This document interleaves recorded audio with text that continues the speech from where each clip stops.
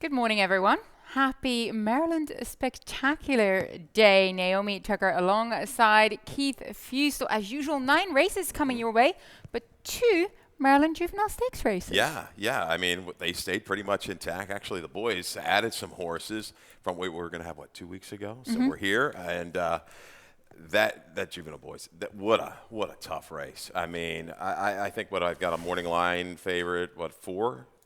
9-2 locomotive. I mean, value galore in there. Well, your shortest exact that might pay $50. So yeah, looking forward to that. Like to get your, see your opinion in that race. But looking forward to today's card. It's a very, very good betting card. Yeah, terrific betting race, that Maryland Juvenile for the boys. You said a locomotive favorite. I made my price play, seeing a 4-1, because I think we are going to get a lot of spread of the wagering money in that spot. So yes, we'll dive into that in just a second. Like I said, Maryland Spectacular. Not only do we have 2 stakes races, we have a holiday giving tree. Give a gift, get a gift. In between the races, tickets will be drawn. See if you are the lucky winner of one of the gifts that we are giving away, including a Maryland racing calendar. Always fun to have a goodie like that for 2022. So yes, we're all in the festive spirit today at Laurel Park. Do come and join us. Have a warm drink, a flutter or two, look at all the decorations, look at the quality horses that will be lining up today. It seems like a terrific day, to join your family, friends, anyone. It's not hard to be nice. It's just not. Like I say, you're here, you're gambling, you're breathing. That's the first thing you've got to beat. If you're here, you're getting to gamble. You got a little cocktails downstairs. Go see the pizza lady. Get yourself a bucket of brew for a good price that you can't beat. And enjoy the day. Enjoy the time of year that we've got, and be lucky for what you have. I'm grateful. Be lucky. Be grateful, and you are lucky for being here. So yeah. Couldn't have put it better there you go. Myself. As we are looking ahead to the new year, we do have a schedule for you for 2022. As you see, Happy New Year there from the Maryland Jockey Club. Live racing will resume on the first day of the new year, Saturday and Sunday, January the 2nd. And then we will have dark days, but simulcast wagering still available January the 3rd to January the 5th. Let's have a look at the track conditions as we are at the back end of our fall meet here, well into winter. Of course, no turf racing, as we all know. 48 Fahrenheit, a little bit chillier than yesterday, but still just kind of ideal racing condition. We are so fortunate that it's holding up so well this time of the year. Very lucky, absolutely. And the track, if you were playing along with us yesterday, I saw a trend kind of develop. I mean, we had one race where a horse was able to kind of move inside and win. It was an outside kind of a sweeper day, whereas the first day back, a little bit of an inside lean, I think it was a benefit. If you could save ground maybe to about the quarter pole, and then maybe if you had to work your way out, you were fine. But yesterday was outside. I'm kind of hedging. It plays a little bit similar. That's kind of the way I've gone in my handicapping. Okay. That's sometimes a little tough. You do the morning show and you maybe see something develop early in the first few races, like, oh man, I wish I could change. But that's how we're going right now. So I'm going to preface my picks with that, that information, that opinion, as you might say. So but it was clear yesterday you wanted to be 3-4 wide most of the way. Well, I think Tim Tulloch always says that you pick, you stick. Yeah. So we'll see what we can make of it. But preface it what you think the trends might develop and who will be aided or perhaps disadvantaged by their post position or their running style. So, of course, we'll try our hardest to give you that information, or you can make up your own mind. Let's get going with race number 1. Early pick 5 starts right here. 1 turn, 1 mile the distance. Fillies, 2-year-old ladies, maiden claiming 25,000 to 20,000. Similar selections here, Keith. We have the same horses in our exact. We'll start with your top selection. Sea Pines, the number 8 here for trainer Claudio Gonzalez. Look, sprinter route, Claudio Gonzalez specialty, right? And only 1 furlong more, to be quite fair. Right. And this horse I thought would run a little bit better last time off the claim. The blinkers went on just a little flat, but up close to a decent pace. Breeding suggests this horse should be able to stretch out and be okay. Holds a little bit more value. I do think Sea Pines is going to be forward. Hopefully we can kind of grind it out and get back to that maybe a high 40, a low 50 kind of number that I think she's capable of. Middle Island, certainly I think the Brittany factor, the one that beat, boy, did she get away at a big price. Good pick, Tim Tulloch yesterday in the opener. $18 winner, nice improvement factor in for Brittany. But Middle Island, little trouble last time. Got position, thought this horse might kick on a little bit better top of the stretch, but I think the route's going to be within the scope of this horse. Is going to be fine. We'll be in touch and we'll bring a finish. I think so as well. And like you said, the Brittany Russell factor, a couple of angles, a first time going long, first time that she's in for the tag as well. And I did think that she was able, especially on her debut, to make up some ground. I think that's exactly the kind of type of horse that you look for that when you're going to that second wire, horse that still has some muster left, that still likes to do a bit of running late. I think Middle Island fits that bill in here. Both of us use the number 2 and 3, Sapphire Beauty, and the number 3 underneath as well to kind of round out your selection. But if you're betting this race, you were talking about this morning, how are you playing your picks? Are we boxing these top 2 horses just for the exact, or are we going to throw in a couple of the maybe box those 2 and then come back with those 2 over, say the 2 and the 3 in your exacta savers, and then in your doubles key around, I think, the 7 and the 8. Good improvement by the 2 last time. I do like the way this horse moved up. 3 horse came off of a troubled debut, had some issues up at Parks, and ran credible. Will she sustain a little bit better today? She certainly might, but I think clearly the horses to beat are the 7 and the 8. Not going to be huge prices, though, so I think there's some better value maybe down the road. All right, well, we'll see what you have in store for us. Race number 2, there's your opportunity to see if you find some value. Early pick 4 time. Yeah, early pick 4 time. A $24 ticket today, so I think we got a good shot here. I don't know if it's going to pay monstrous. I think the more value is maybe a little bit later in the card. But, hey, if you can kickstart yourself, get some money in your pocket, and be ready to attack, say, middle of the card on, please do so. I go 1-5-7 to get you started in race number 2.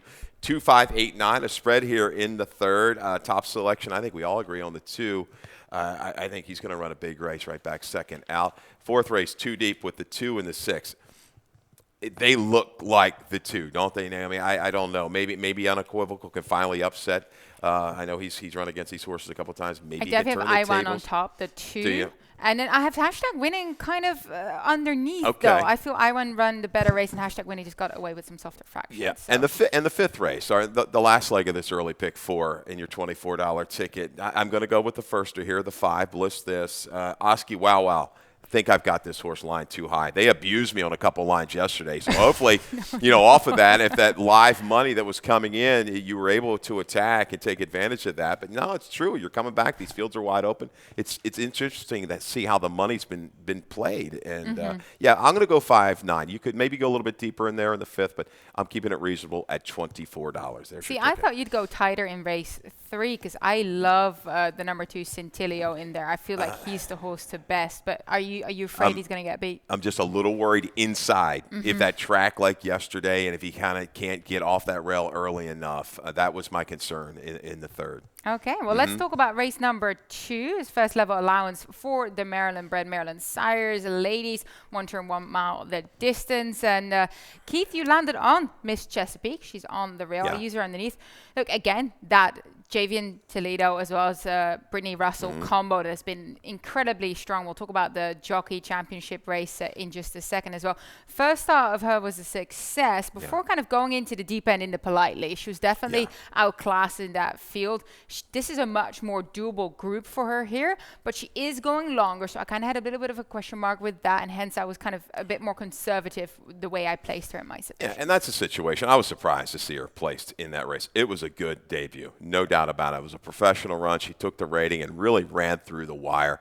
But that was a reach into some of those other horses. But, for the connections, maybe there just wasn't a spot, and they needed to get something, some more seasoning with this filly. She's by Uncle Lino. She's a half to where she told me to go. Maybe the mile just really pushes the distance limits, the limitations on this. But I go back to the debut. She really ran strong and ran professional.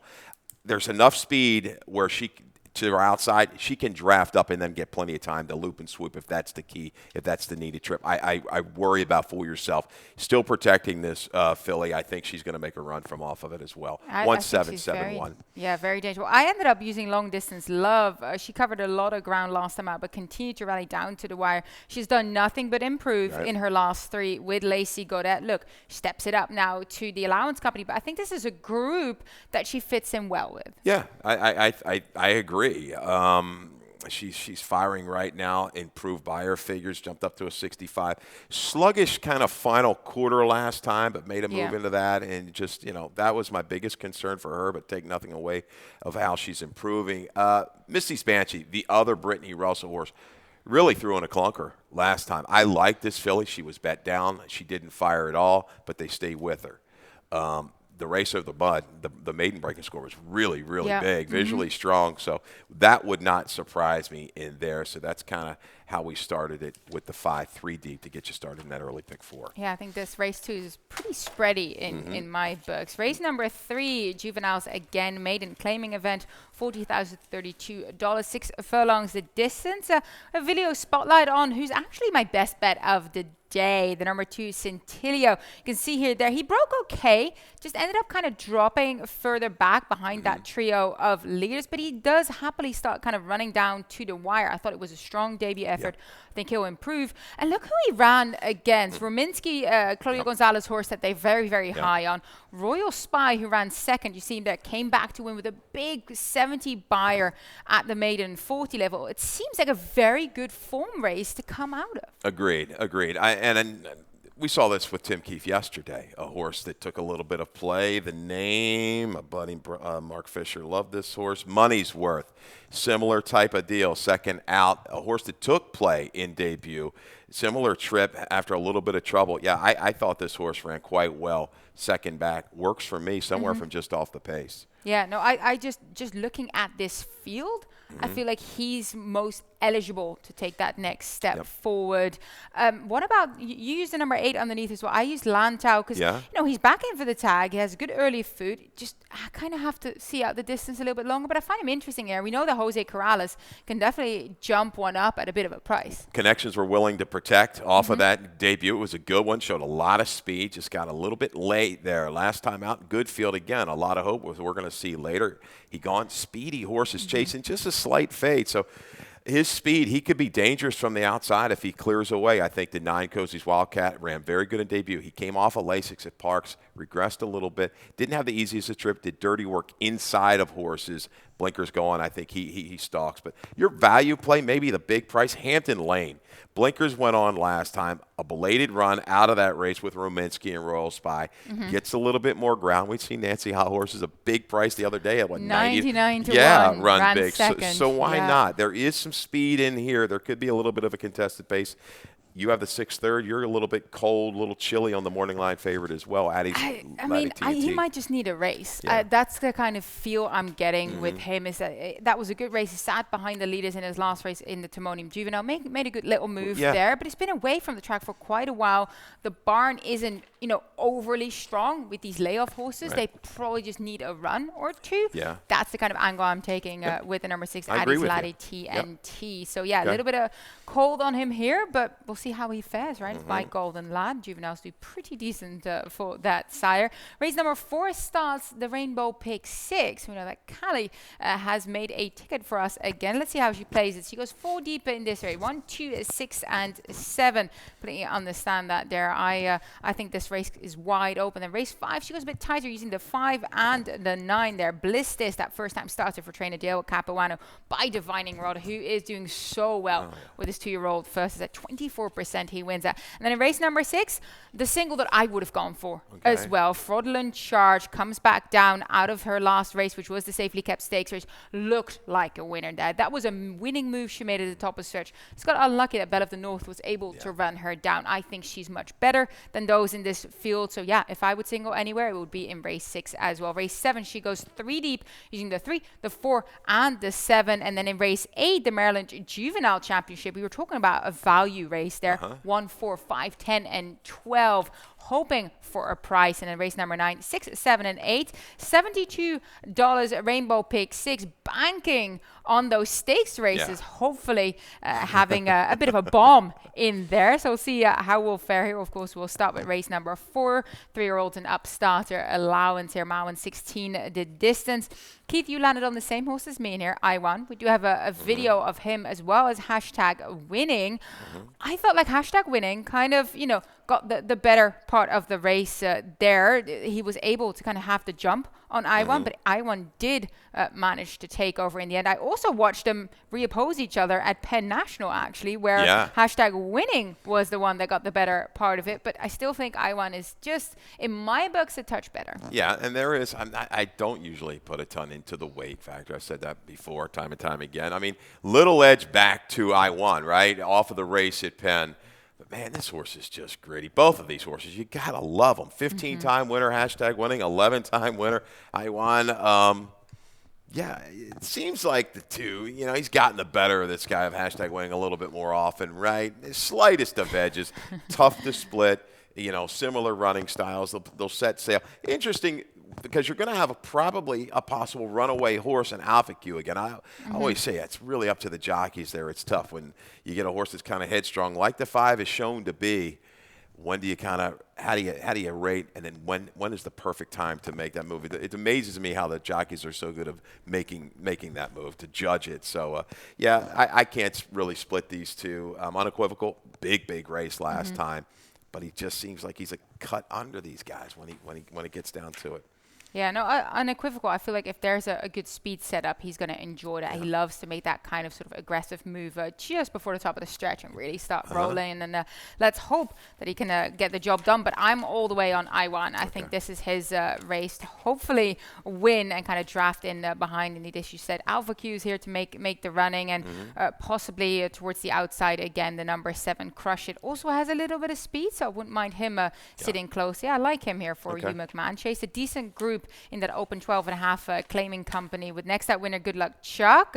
My friend's beer has consistently run in the mid 70s, so good kind of barometer of form there. And Good Luck Chuck, he won with a career best of 84 Bayer next time out as well. So Crusher was up against some tough foes. I think he can get a little piece of it here. Yeah, and I like how you're looking for a little bit of value underneath. This horse should be a solid favorite, the 2. And Crush It is third off of a layoff. So if he's going to ramp back and get back to that lower 70 to maybe the mid 70 number, this looks like the race that he should do it within the cycle. I hope so as well. So take a quick break. Stay with us.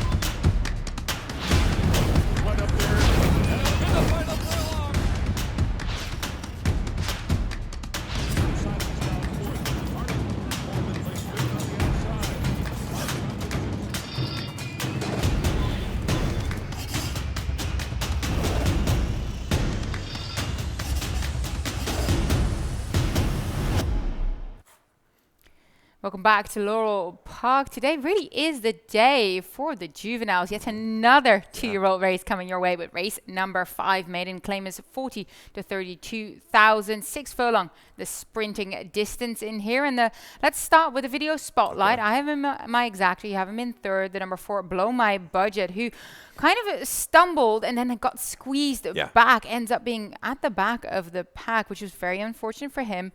But I did think he moved through the field quite nicely, ends up switching further to the outside and trying to make a little move into it. Exactly. And again, there's that horse you see, Royal Spy, who we're going to see later today in the stakes, out of a fast race. And this guy does make a good run. And if you notice, an outside trainer, Mark Salvaggio from up at Penn National, former jockey, brings a horse down and was 9-2. Took a ton of play into a big field. And when you really kind of glance at Brady, you really didn't see a whole lot. This horse was well met, was working well, makes a good run, switches about 6 wide, just can't quite kick on with some of these other horses.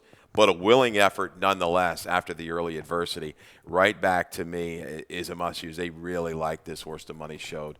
I'm going to use this horse in my exacta boxes. Yes. Yeah, I agree. I thought that was a much better race than it looked like on paper. On paper, you're kind of going, oh, it didn't really do much. But yes, look at who he ran against. Look at what happened at the start and how willingly he was still fining down to the wire. So yeah, I have him in my exacta trying to get some value. Okay.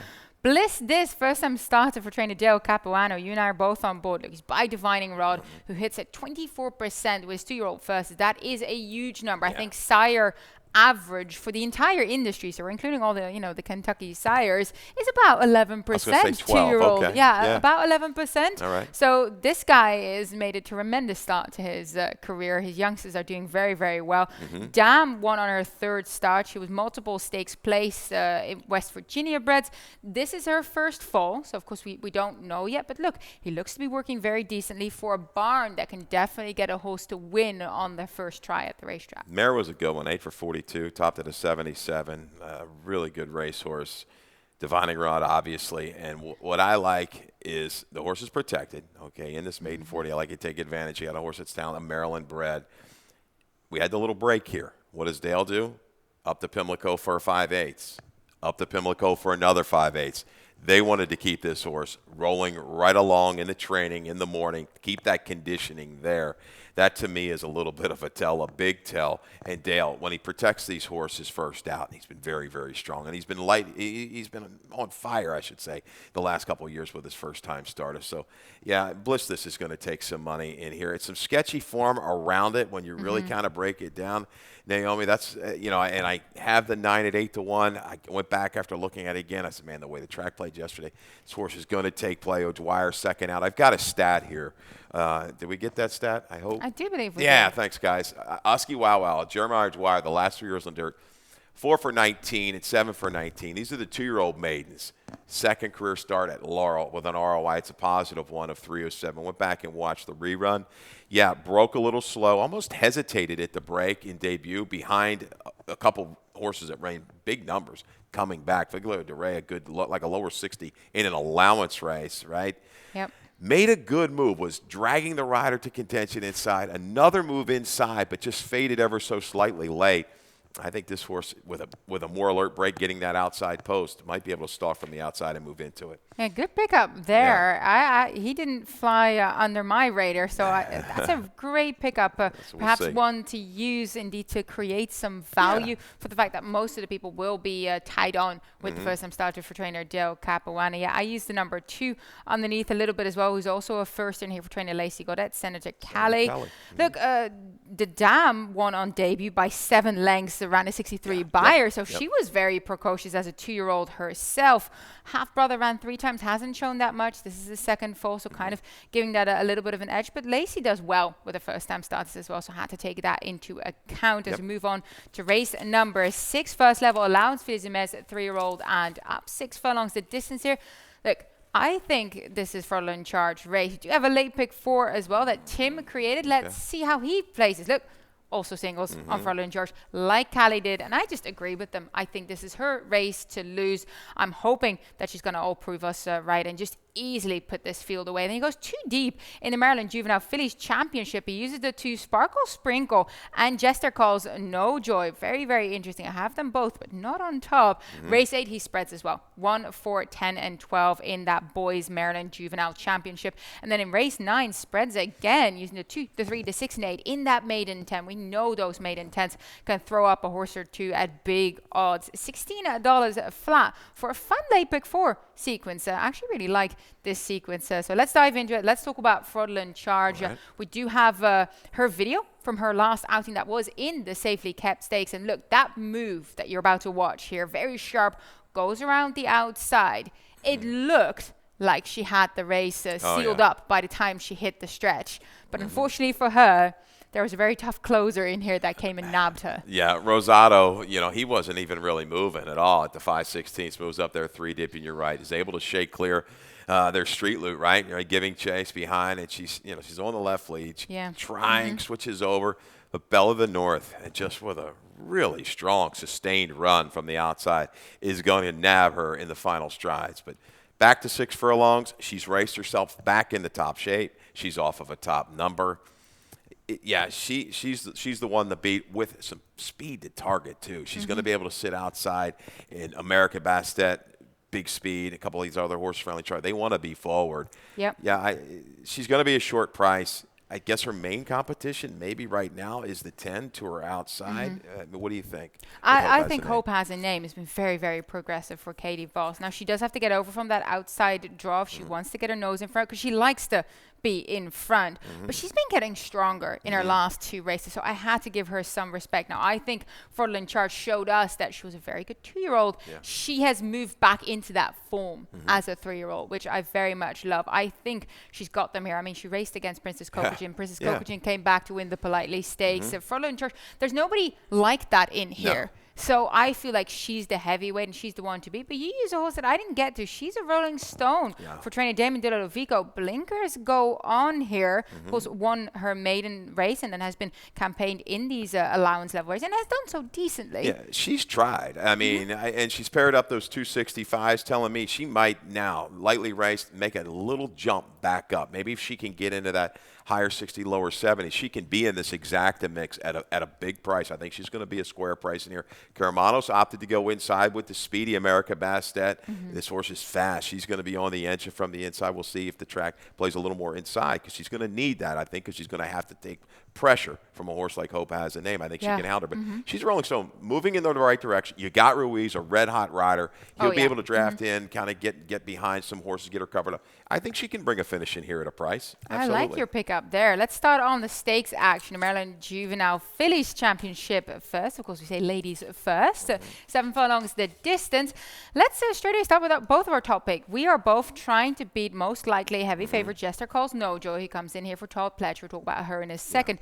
Dazzy on the outside. Lightly raced individual in here for Timothy Hills. Victor Carrasco takes the ride. Let's look at her debut score at Belmont Park. Still a bit green. She broke inward from the inside. She wasn't the fastest out. You can see her right there on the rail, ridden by Dylan Davis to kind of get back into it. You see him just niggling away there, going, "Hey, lady, let's make a move." Sneaks up on the rail and just clears away. You always like it when you're a jockey, I guess. I'm not a jockey, but you're watching the race. You get a nice little assist from the horse just to your outside. All right, I'm going to come right on through. There you go. Pass on left, as we like to say up in the press box.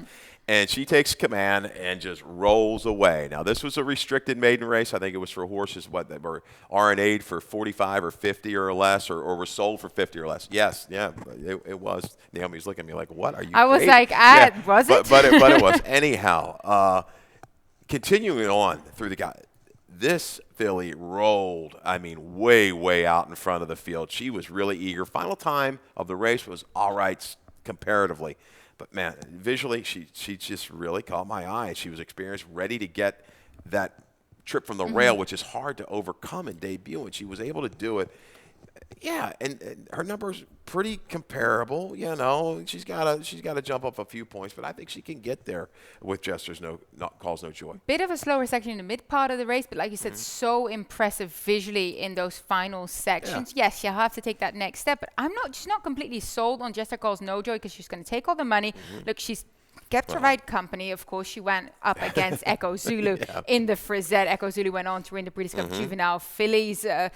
She's been in deep, right? And they're looking for an easier spot for her to get that next career win on board. Look, she's trained, of course, by Top Pletcher, who does incredibly well. Javian Toledo is riding high, leading the Jockeys Championship. So a lot of things point in her direction, and she's going to draw a lot of attention. Yeah. I'm just not entirely sure I want to be on board when she gets very, very short in the wagering. She is. She's going to be. I've got her line at 4 to 5. She might end up a little lower than that. Pletcher's about 28% overall. Laurel, first 2 races, speed right to the front. She had a hiccup there in that stake. She had trouble in the Frisette. Bobbled at the break. You see that. Just couldn't go on with it. Last time out. I liked our chart caller's note. Broke a little flat-footed. Okay, if you go to the long note, the footnote there, Keeneland did get out into the clear and made a pretty good sweeping run about 6 wide before flagging. Yeah, relief here class-wise. There's no doubt. It's Pletcher. But she better be tied on, I think, because this 7 looks like she's very eligible to improve. And if she gets back to that speed thing, well, she's going to have to deal with a horse like Sparkle Sprinkle to her inside who's very fast. Exactly, and we'll love to try and get herself up front and control from there. But I've got to give some love to Luna Bell, the number 4 for trainer Hamilton Smith. I mean, in the Maryland Million Lassie, she had some traffic trouble, showed her class by running on late in the Smart Halo. She's a very strong individual. Yeah. She does need a pace to run into. That's the kind of running style that she likes to do. And I guess the prerogative of a closer is that you get into some trouble sometimes. So let's hope hope that she gets a clean trip. I don't think here at 7/8 with a shorter field, she should be able to avoid, any real serious trouble. She'll draft well enough off the pace. So by the 3/8 pole, I do think Rojo will be able to say, all right, here's the path that I need to take. Yeah. Let's not get on our momentum stop. Let's sustain and have a clear run to sustain it. So I think you got to kind of use her into the mix because sparkle sprinkle, if the 2 comes out, the 3 comes out, and the 5 come out of the gate like they normally do. They want to be forward. Yep. So, yeah, she'll be okay. Yeah, they want to be forward indeed. Let's talk about the Maryland Juvenile Championship. 7 furlongs here. This is wide open, and you can see that from our picks that we slightly disagree in this spot. But let's start with the video spotlight. A lot of hope, of course. Little half-brother to the mighty Street Lude. This is a big step up for him. Yeah. Field of 12 that day. He had the inside gate, was hard-asked by the X-Man to hold his position on the rail, ends up in the box seat, looks a touch outpaced for a second, finds a second win and sets in sights on who's in front there, Kobe Tough. Plenty left to find. I didn't think he was going to get there, but look at this point. He's still got a lot to do. Yeah. Manages to get up. Well prepped in the morning, experience. It shows. This horse ran like a kind of a seasoned runner when you think about it. Showed speed, dropped back, came again. I love that move. And look at it, just late there. You saw the horse. He was like, okay, here's one up. I'm gone. I've got you. See you later against, used to be named He Gone, but now named Go Be Tough. Usually they put that in the form, but they didn't do it. It was confusing me for a while. I'm like, where's He's Gone? I can't find him. I actually had Did you do the same thing? You're like looking for him. I don't get it. Anyhow, he's stepping up here. Stretching out looks like the 7/8 should be good. Street Lude did the same thing. Broke the maiden and came back to win a stake second time out. We'll see if it happens again for the connections. A lot of hope. That was a very encouraging debut, but, man, this is a big, deep field, quality field, and he's got to get position early. That first 3/16 of a mile is critical for him. Yeah, you landed on the number 12, Joe, for trainer Michael Trombetta. I didn't include him. He has gone long to break his maiden, did so very convincingly. Now just slightly cuts back here. But look, that figure holds up in here. The problem is there's a lot of them with very similar figures. Sure. So I feel like it starts to become one of those scenarios that you wonder who's going to be where and who's going to be, getting the advantage of the way the track's playing. Now, he has the outside draw. He doesn't need the lead. He does know how to, run at horses. I think that all plays into his hand. Talking about if you're gambling in this race, it's that wide open. Grab a hold of maybe 2 horses. You should demand 5 or 6 to 1 with your key horses. Take them with the field. I was talking to Dave Robin today, driving down here, on the phone. I said, how you looking at this race? He said, yeah, from a betting standpoint, take a couple horses, wheel them over the field. Then come back, take those 2 horses, play them in exacta boxes, so top and bottom with 3 or 4 horses. That's the way you're going to have to do it. The race offers that much value. A horse like Joe took way more money than I thought he would take. I liked him last time. I picked him. I liked him. We like saying that up in the press box. But anyhow, did not see him getting crushed that much. The money showed early, and it stayed. This is a horse. That final quarter was strong. There's going to be flow up front. I think he can settle, and if the track, I'm banking on playing a little bit like yesterday, he can circle and make us good sustained run. That was a very strong final quarter for this horse in a mile last time. I agree. So I ended up landing on Locomotive. I was saying he's my price play. He's going to be probably the favorite, but still, you said about 4 to 1. Maybe we'll get on him. You should. I liked his James F. Lewis. He had a high draw. There was an abundance of speed on his inside, so he stuck about 4 wide. Was on the gun from the get-go. JD was saying, hey, if we want to have a shot here, you're going to have to stay with me. Stay to the front with me here. Give me this. No break, right? No chance to get a breather. Like sometimes the juveniles, they just need to get their legs underneath them. JD was like, we are going. And Locomotive, the professional that he is, responded to that, wasn't giving up, just such an honest and tough effort. To me, that really was that next step, that improvement that you're looking for now. Hopefully, that race didn't take too much out of him, but he's had some time to get over that, and he's had a couple of works, a couple of sharp works actually here. If you look at the fact that he worked a bullet 5 furlong moves last time out as well here, I think he's in great condition right now. He is just seasoned, right, ready to go. He was so resolute last time. I don't know if they're going to be going nearly as quick, obviously with the newer surface. I don't see that as well, but still, just the gutsiness that he carried it, through those demanding fractions and just kept his head in front was amazing. And it's sentimental. The connections, you're obviously rooting for Moberly family, for Salzman. Obviously, they put so much into Maryland racing. Yeah, big effort. I expect another big try here today from Locomotive. Royal Spy, here's another one. Linda Albert, been around forever, the Murrays. This horse is good. I mean, we talked about breeding first time out. Why was this horse played? Was just bet more than any firster I've seen based on connections. Ran up to his betting, up to the betting. Hit gate. Game as could be. Rominski came back big, and last time out had plenty left in the tank. Look, there's so many horses furlongs. you can go with in here. This is honestly a terrific race. Really looking forward to it. I like Shady Money as a user underneath because we're going to talk about spreading. I would use Shady Money underneath in Exactas, Coastal Mission. I think as well, they're kind of like my two other price horses to use in there in your Exacta boxes. I also think Crabs and Bears is interesting. Okay. Actually, speaking with assistant trainer Amanda Diamond, he's going to love the extra distance. He's been screaming in the mornings to go further. She thinks we're going to see some improvement from him too. So I use him underneath as well. Do it as you please. You can tell there's a couple horses we like in this spot. Quick thoughts on the final race on MacArthur, Keith. Maiden 10, 6 furlongs the distance. You landed on the number 8, who I use as well. Effulgent for trainer Damon Delodovico definitely showed tremendous improvement really in his last start. Blinkers went on, showed some speed, stayed up close to the pace, chased it, and stayed on willingly. See that inside move, trying. I like giving that comment a little bit now because it helps you. You don't have to go back and watch the replay. The horse, even though he might have been giving up a little bit of ground, was giving effort. That's key. Lighter Experience, now only the 4th race, I think set sail from the outside. Albertano, the 3, Alison Nunez getting the weight here with the 7-pound bug, closed well. After some early trouble on a track that closers did not do well. It was a stone speed day that day. I like the horse how the horse rallied into it. 8-3-3-8 is my key horses in the 9th. I'll take it. As we'll move on to lightning round. All right.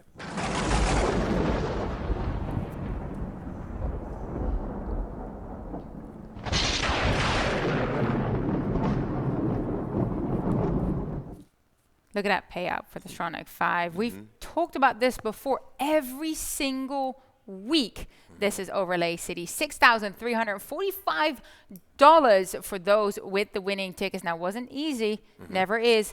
That's why you get paid. Yeah, I thought you got pretty good value in the last race, too, with Mike Durales' horse at $9. I think I had the horse morning line favorite. It was a wide-open race, but still, I thought based on some of the other horses that were getting play, you got some good value there. There you go. $63.45. Don't miss out next week. Right? Absolutely. We'll be back with it again. Well, not next week because there won't be racing here on Friday. 2 weeks? Yeah, 2 weeks from now, 2 weeks. I do believe. Plenty of time to save up and handicap. Plenty of time to study the form. We have to mention that the jockeys race is heating up. We have Javier Toledo on top, 46 wins. Georgie Ruiz with a triple the other day on 42. But then, of course, Javier Toledo came back yesterday with a double, the early double. We just have to mention that we only have 5 live days of racing left here in the fall meet. Who is going to end up on top? Yeah, I mean, Toledo is probably going to have the numbers, maybe in the amount of mounts. Ruiz is just on fire right now. I talked about a horse I use at a price today with Damon's horse. She's a Rolling Stone. Damon's other horse in there has got a little shot, too, a way to return. Ran big in the mud, but real eager through the line, so we'll talk about that one. You can talk about that one a little bit later. Yeah, for the guys that I think that they got a whole crew of good owners with that horse. But anyhow, no, back to the jockey standings. Yeah, Ruiz, he might make that one final surge. We'll see. We'll see. Indeed, we're already mentioning the holiday schedule. We have got stakes action coming your way on the day after Christmas. That's the 26th. 6 stakes races, $650,000 to Dave's friend Willa on the move. Carousel Stakes, the Heft, Gin Talking. So many coming your way. Hot chocolate, hot cider. But that's going to do it for us this morning, Keith. So glad to have had you with me. Let's see what will happen in those Maryland Juvenile Stakes races. The pair of them are very competitive. Looking forward to them. Thanks for having me. Yeah, it was a lot here. I know we're a little late getting to the changes, but hey, you're there. We wanted to give out that information. It's a very good betting card. Dig in and enjoy it. Good luck.